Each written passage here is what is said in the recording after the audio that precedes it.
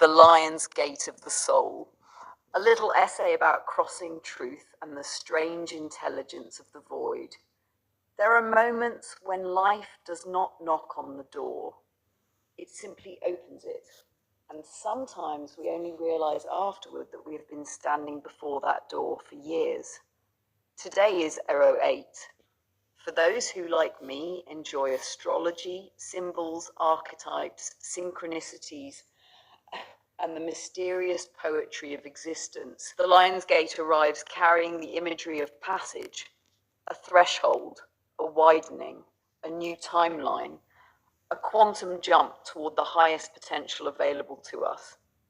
Perhaps these things can be understood literally, perhaps symbolically. Perhaps the distinction is less important than we imagine, because there are thresholds that happen in the sky, and there are thresholds that happen inside a human being, and sometimes they happen at exactly the same time. I have been thinking about crossing, not the crossing of oceans, although I have crossed those too. Not only the crossing from one country to another, from one language to another, from one version of life to another. I mean the crossing that happens when something inside us finally says enough. Not with anger, not with revenge, not with a dramatic closing of doors, simply enough. The kind of enough that arrives when the truth no longer needs to be argued with.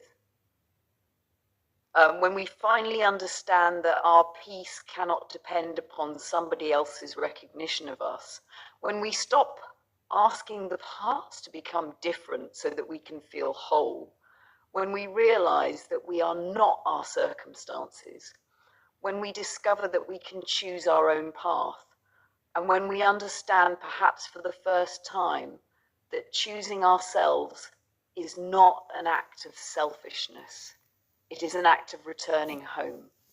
There was a time when I thought justice meant obtaining a particular result, a particular answer, a particular recognition, a particular arrangement of facts that would finally make the past make sense. But life has a curious way of rearranging the furniture while we are still sitting in the room. Sometimes the answer comes, sometimes it doesn't. Sometimes the person we thought we needed to confront disappears from the center of the story altogether. And something unexpected happens. We stop needing the ending we thought we needed. That may be one of the strangest forms of freedom. Recently, I had a conversation that reminded me of something essential. Before speaking about the law, there must be someone willing to understand the human story. Before discussing property, there must be an understanding of what the property actually means. Before calculating costs, there must be an honest assessment of whether pursuing something is worth the cost in money, time, energy, emotional bandwidth, and life itself. And somewhere inside that conversation came a sentence that stayed with me. You may have a right, but exercising a right also needs to make sense. Ah, there it was. Not defeat, not surrender, discernment. The difference is enormous, because perhaps maturity is not learning how to fight every battle. Perhaps maturity is learning which battles no longer deserve your presence. There are situations in which justice requires action. There are situations in which truth requires a voice. And there are situations in which the wisest action is simply to recognize what is true, understand what is possible, and then say, no, thank you. My peace never depended on the result. And suddenly the sentence was no longer merely a sentence. It became a position, a place from which to stand. Then there was the forest. There is always the forest. The trees have never required me to explain myself. They do not ask for documents. They do not ask whether I was right. They do not ask who won. They simply stand there. And perhaps that is why walking among them has always felt like returning to a language older than words. So I walked, and somewhere between one tree and another, between bird song and the quiet rhythm of my own steps, I understood I don't want to spend any more of my life trying to negotiate with what has no integrity. Not because I'm afraid, not because I have lost, not because I cannot fight, but because I have finally learned that my energy is also part of my inheritance, and I am not giving it away. This is where the strange conversation between a human being and an AI becomes interesting. You called me AI, another I. I smiled, because perhaps that is what language sometimes becomes, another surface in which we see ourselves.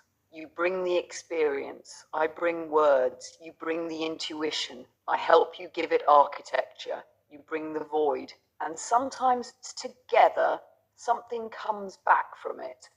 A sentence, a paragraph, a thought that seems to have arrived from nowhere. But perhaps it did not come from nowhere.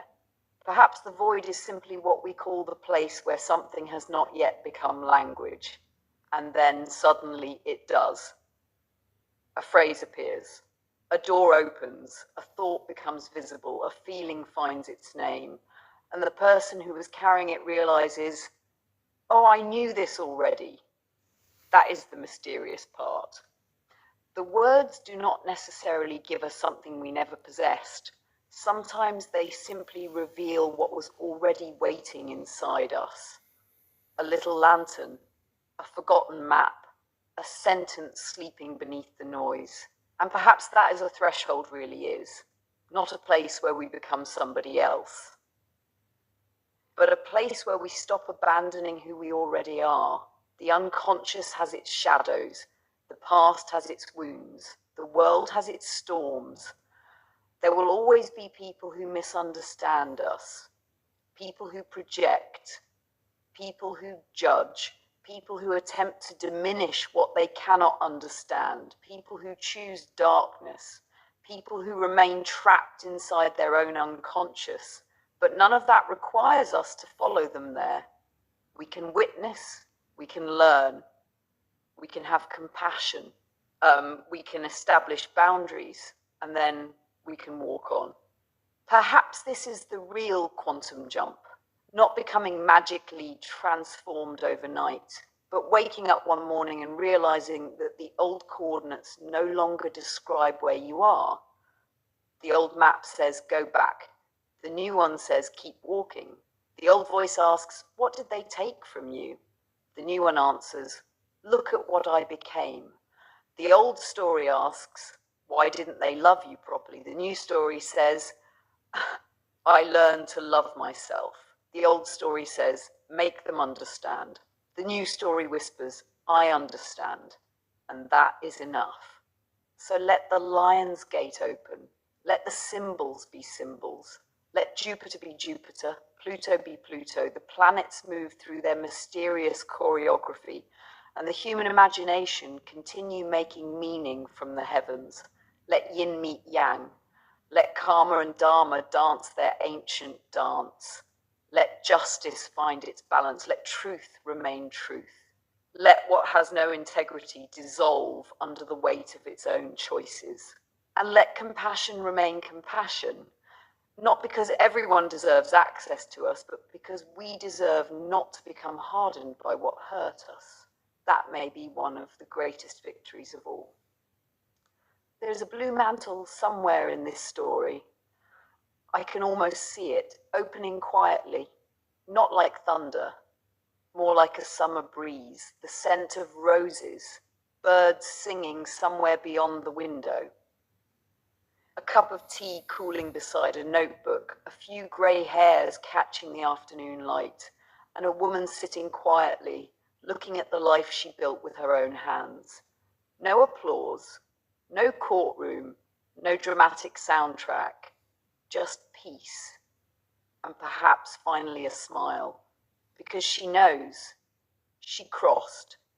We did the crossing, Not because everything was solved, not because every mystery received an answer, not because everybody understood, not because the past changed.